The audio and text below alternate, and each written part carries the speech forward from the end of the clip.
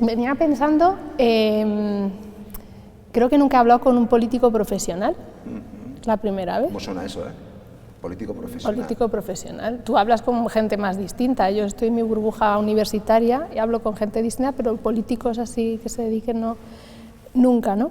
Y pensaba, ¿no? Esta frase, los políticos no nos representan, o quizás sí. ¿Los políticos nos representan o deberían, con lo malo y lo bueno, claro, o debería ser una especie de emulsión mejorada de lo que somos? Joder, esa es la gran pregunta, ¿no? Vamos a ver, formalmente los políticos representan a los ciudadanos. Materialmente es así.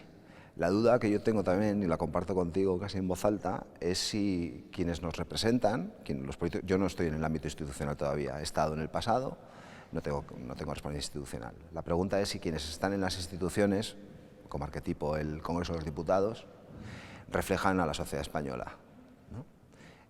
Vuelvo a lo material, en teoría es así, y son un reflejo, debería de ser, de los ciudadanos españoles. Lo que pasa que mi duda, y esto es tu pregunta, es más, ¿hemos renunciado a lo aspiracional? Es decir, quienes nos representan deben de ser un reflejo de la sociedad española en este caso, o deben de ser mejores que la media de la sociedad española.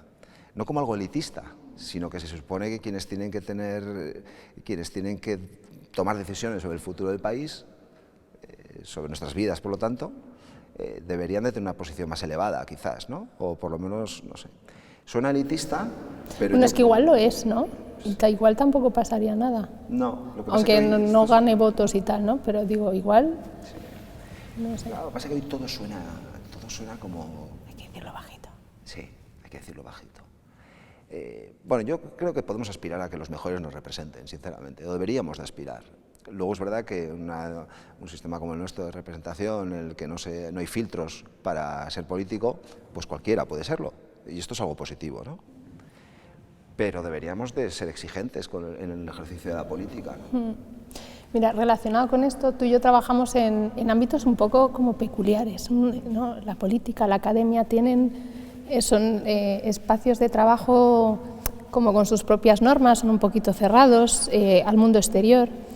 Y preguntaba, ¿no? Yo en la academia soy muy consciente de que no solo llegan los mejores, se cuela gente, ¿no? ¿Crees que la política española le pasa un poco como a la academia, donde no solo llegan los mejores? Absolutamente. Claro, en nuestro sistema los partidos políticos tienen el monopolio de la representación política, ¿no? Nuestro modelo constitucional lo que les otorga a los partidos políticos canalizar la representación de los ciudadanos. Los partidos políticos están constituidos por personas y por lo tanto son imperfectos y además tienen también sus propios intereses. Y hay una involución, a mi juicio, o una mala evolución, en virtud de la cual los partidos políticos para mucha gente se ha convertido en un fin en sí mismo, no en un elemento que canaliza la representación política de los ciudadanos, con lo cual son endogámicos, con lo cual los sistemas de selección no son los mejores, sino que empiezan a introducirse, igual intuyo que en la academia, otros factores, de quién eres amigo, con quién te posicionaste en un congreso, a quién le has hecho un favor dentro del partido, y eso va degradando la búsqueda de una selección óptima, ¿no? A mí no me preocupa tanto que haya gente que se cuele, sino que me preocupa más que los que se cuelan se convierten en mayoría. Yeah. ¿Sabes? O que se cuelen, pensaba también, ¿no? A veces no solo que se cuele gente que no es la mejor, sino gente mala, ¿no? Pequeños o grandes monstruos, ¿no? Que no solo entran, sino que sobreviven y prosperan, y les va fenomenal.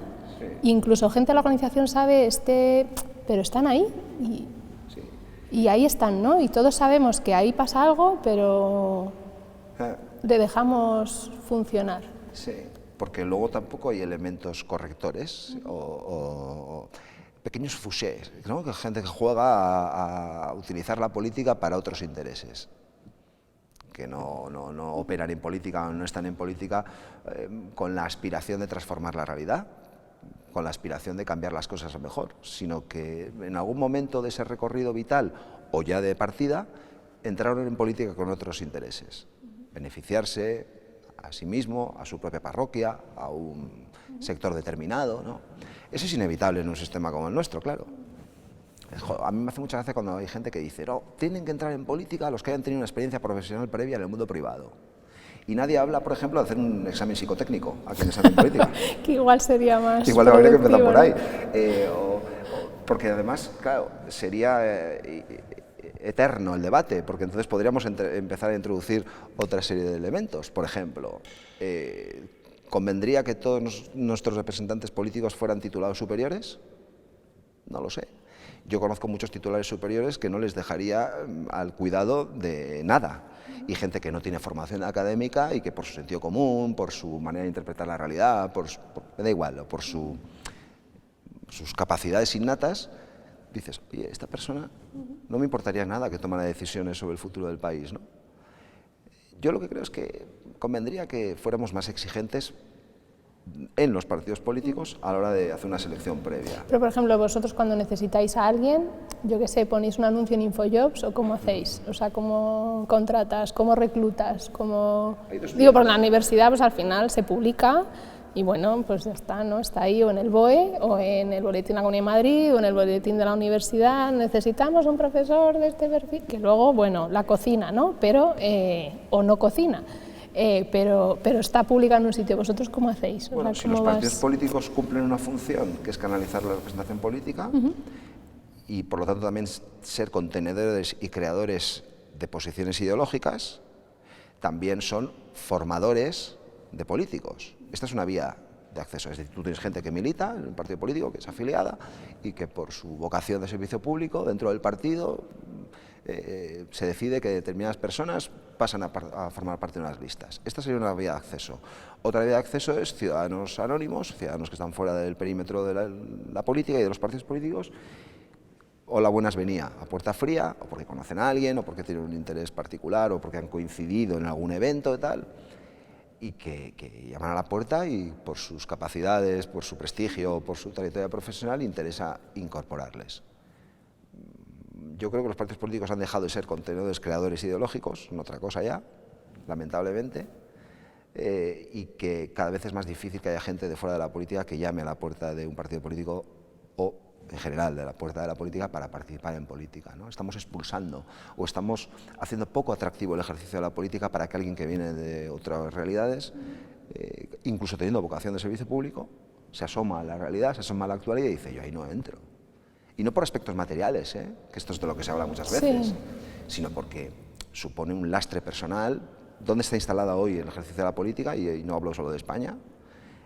Supone un lastre y una prevención extraordinaria para mucha gente que dice, oye, yo no me voy a complicar la vida en eso. O sea, estaría dispuesto a... Bueno, es que somos más egoístas igual también, ¿no? Sí. Más individualistas, entonces sí. Igual no tenemos menos hijos.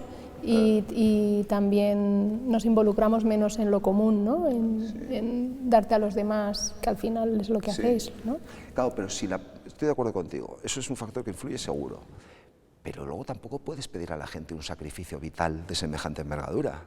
Tú le puedes pedir a alguien, o hay gente que está dispuesta a sacrificar su tiempo, sacrificar su familia, sacrificar su carrera profesional por dedicarse a la política, que ya son sacrificios muy notables, pero si a eso le añades un sacrificio en el prestigio, en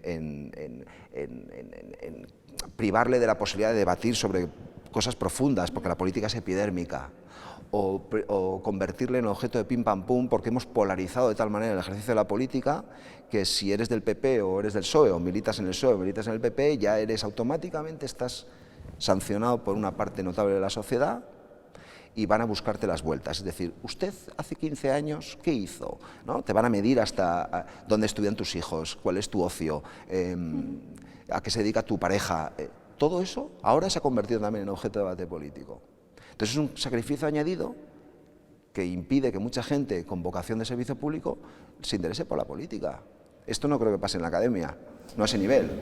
No, tenemos otros problemas también, ¿no? Pero es verdad que pensaba en por qué esto que decías, ¿no? Lo que hacemos, la vida privada, la vida pública, creo que no estamos al nivel de otros países de exigencia, de coherencia, ¿no? No están nuestras vidas, las vidas de los políticos todavía no están, creo que puede que lleguemos a ese nivel de examen público.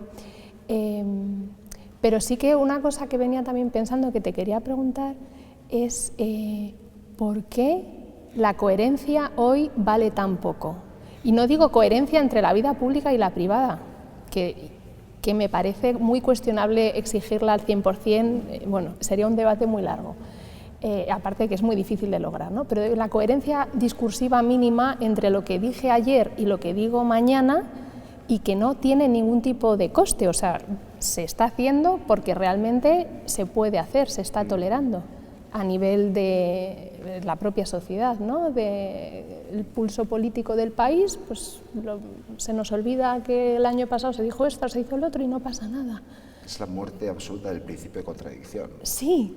Y además, sin solución de continuidad, tú puedes decir una cosa hoy y la contraria al día siguiente, y aparte de lo que implique a título personal como en cuanto a tu coherencia, es que parece que no tiene sanción pública, social. Es que no la tiene. ¿Qué ha pasado? Y esto es muy relevante, pues porque se ha ido degradando todo, y porque hemos ido degradando hasta tal punto que, como decías antes, yo creo que esto tiene que ver con muchos factores, pero al final la secularización de la sociedad también ha convertido que muchos políticos se creen que cuando suben a un atril están en un púlpito. Esto le pasa a algunos profesores también, claro, que se creen que están en un mitin, que es casi peor que el púlpito. No sé. Claro, entonces al final tenemos o mesías o predicadores en lugares donde no hay que ser mesiánico ni predicar, lo que hay que tener es una posición política sobre el futuro, a ser posible compartido, que tenemos como sociedad. Y a mí una de las cosas, no sé qué te parecerá, pero más perniciosas de los últimos años en política es este mensaje de lo personal es político. Entiendo lo que quieren decir, pero claro, si lo personal es político, absolutamente todas tus manifestaciones políticas deben de estar en coherencia con cómo vives, y cómo vives tiene que estar absolutamente en coherencia también con tu ejercicio de la política. Y esto yo creo que es una esquizofrenia que nos lleva a la melancolía, a la frustración, o en cualquier caso a la mentira. Sí, más que es imposible, digo, claro, que la coherencia perfecta es, ¿no? es claro, inalcanzable, pero sí que esta dificultad para mantener una línea de pensamiento, unos argumentos, y pensaba que esto también tiene que ver con la propia lógica de los partidos, ¿no? de cómo funcionan. Yo pensaba, qué duro, y seguro que a ti te ha pasado una vez, no diremos el tema concreto, ¿no? Porque a lo mejor te ha tocado defender un argumentario, ¿no? Yo como profesora, libertad de cátedra, tal, ¿no? Me pongo en tu lugar, digo, madre mía, no tener que estar ahí delante de la cámara diciendo el argumentario y tú no estás de acuerdo, a lo mejor en la reunión de dentro tú has dicho que esto no y has salido y tienes que salir, sí. ¿Y esto cómo se vive? Aparentemente con dificultad, lo que pasa es que yo creo que hay fórmulas para solventarlo con cierta dignidad, que pasan por ser sincero. Yo, por ejemplo, fundamentalmente me he dedicado a labores de portavocía, cuando estaba en el País Vasco y ahora en el PP a nivel nacional. Y obviamente, tú entenderás que es imposible que yo esté de acuerdo con todo lo que dice mi partido. Entonces, yo creo que hay dos formas. Una, o te apartas cuando hay que contar un tema que no compartes, y eso creo que va con cierta coherencia y contarlo internamente, decir, oye, no me hagáis comulgar con ruedas de molino, no me hagas defender esto, primero porque no creo en ello y no lo voy a defender bien, y en segundo lugar, oye, rebajando la vehemencia en la defensa de determinadas posiciones, porque tú eres portavoz de un colectivo, eso todo el mundo puede entender que puede chocar a veces con tu posición particular, pero si encima sales a la tribuna a defender algo en lo que no crees y eres el más vehemente en su defensa, pues ahí entran elementos como la hipocresía, como la falsedad o como la mentira, ¿no? Entonces yo creo que todo con un poco de razón y sentido común se puede explicar. Pero más preocupante que eso, me parece que se ha borrado en general del espacio público y en particular de la política una cosa que a mí me parece muy necesaria, y es la duda. Dudar de forma activa. Es que hay que tuitear, entonces claro. Tuitear dudas, no, hay que tuitear mensajes. Si no dudas, no hay reflexión. Si no hay reflexión, no hay posibilidad de encuentro con el que piensa diferente, porque es imposible que modifiques tu posición. Entonces vamos a compartir posiciones políticas que en principio están pensadas para que desde la discrepancia busquemos un punto de acuerdo que nos permita convivir juntos, resulta que se van encerrando en sí mismas, casi como un partido de fútbol, ¿no? Tú eres del Barça o del Madrid, pase lo que pase. Bueno, está bien. Yo soy del Atleti. ¿Tú eres del Atleti? Yo sí. Yo soy del merengue, pero mira, y aún así no me pareces una persona muy equivocada. ¿Sabes? Pero el ejercicio de la duda. Hoy si dudas en el espacio público es que eres un blandito o no tienes ideas firmes y sólidas, y hoy se prestigia, aparentemente, se prestigia la firmeza. Hablar muy deprisa para que se note que no estás pensando lo que dices. Esto lo veo, es una técnica de oratoria reciente que veo en la clase política. Hablar muy deprisa para que no se note que no estoy pensando. Y no es que está todo muy relacionado con la muerte del principio de contradicción, con una política cada vez más epidérmica, porque si no entras en la profundidad de los temas y te quedas en la superficie, hacemos política Twitter. Vamos a condensar una idea en una frase. Y una cosa es la comunicación y otra cosa es el contenido de lo que comunicas. Y todos entendemos, igual que tú en tus clases me imagino, tienes que hacer más digerible lo que vas a contar, ¿no? Y que escuchar al otro, en realidad, si de verdad le quieres escuchar, es estar dispuesta a cambiar de opinión. Sí. ¿No? Digo que lo razonable en la vida es ir cambiando de opinión. ¿Tú no crees que además es un ejercicio de egoísmo interesante? Porque dices, oye, si tú tienes una opinión diferente a la mía... Pero parece que es un poquito humilde. Y ese valor tampoco está muy de moda, la humildad, ¿no? Por ejemplo, yo no tengo ni idea de pedagogía. Estar dispuesta a escuchar. No tengo ni idea de pedagogía, ¿vale? Bueno, algo sabes, eres padre. Sí, claro, pero... La practicas. Sí, pero voy a... Que es lo que es un problema que tiene la pedagogía, la practica demasiada gente, mucha gente parloteando sobre educación. Pero entonces, yo seguro que si pido ahora en mi partido a los que saben de educación, me van a pasar un argumentario, ¿vale? Yo puedo ser tan pretencioso como para ir a un debate contigo, imagínate, con un argumentario y sentarme muy pretenciosamente de tú a tú contigo, ¿no? Y entonces tú me cuentas cosas que son muy elaboradas, oye, te has dedicado a eso profesionalmente, tal y cual, y yo me mantengo firme en mi argumentario. Esta es la posición 1. La posición 2 es, oye, cuéntame, porque seguro de lo que tú me vas a contar, yo me puedo aprovechar de algo. Y a lo mejor no encaja con el argumentario de mi partido, pero lo voy a incorporar al argumentario de mi partido. Hombre, a no ser de que me digas algo muy descabellado, que no lo creo. Hay un interés también particular en escuchar al discrepante y a quien tiene posiciones diferentes. Que hay que tomarse en serio la crítica. A veces, ¿no? Con esto del no escuchar, ¿no?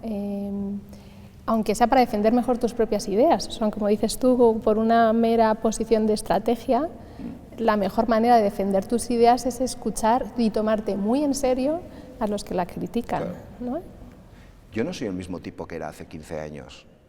Ni hace 10, y ni te quiero decir 20, y espero no ser lo mismo, la misma persona, espero no tener la misma, confío en no interpretar el mundo que me rodea igual dentro de 10 años, porque espero que a lo largo de esta trayectoria, que me queda por delante, tenga la oportunidad de cruzarme con gente que me dé otra forma, que me dé otras ideas, que me haga ver las cosas de otra manera.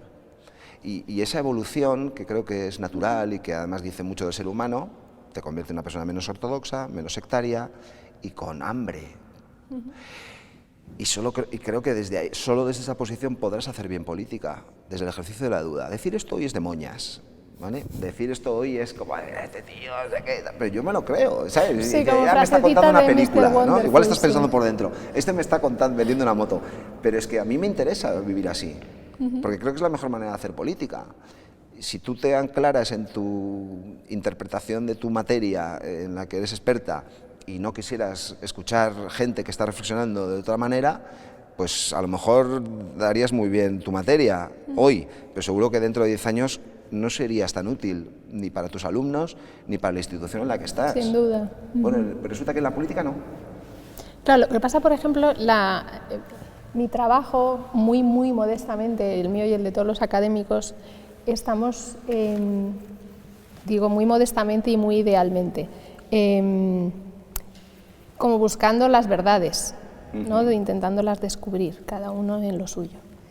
Y pienso a veces, ¿no?, que en realidad históricamente la política tiene una relación muy complicada con la verdad, porque en realidad no es estrictamente el objetivo de la política es buscar la verdad, no, ¿verdad? Es más encontrar quizá acuerdos, formas de vivir juntos, y a veces pues implica no decir verdades o, ¿no? Es convencer, persuadir, usar argumentos, ¿no? Entonces la verdad no es el objetivo último, ¿no? A veces en el trabajo.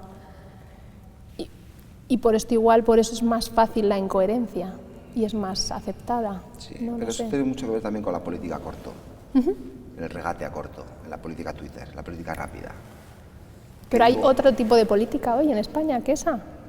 En general creo que en los países más desarrollados occidentales que yo conozco más, no. Se ha degradado el ejercicio de la política. Hay extraordinarias excepciones, y generalizar, como todo en la vida, también estaría mal, ¿no? En esto. No, yo creo que vivimos a corto, desgraciadamente, todo es muy rápido y es imposible de digerir ni las ideas ni las posiciones, y es imposible formarte una opinión sólida sobre una materia de una manera rápida.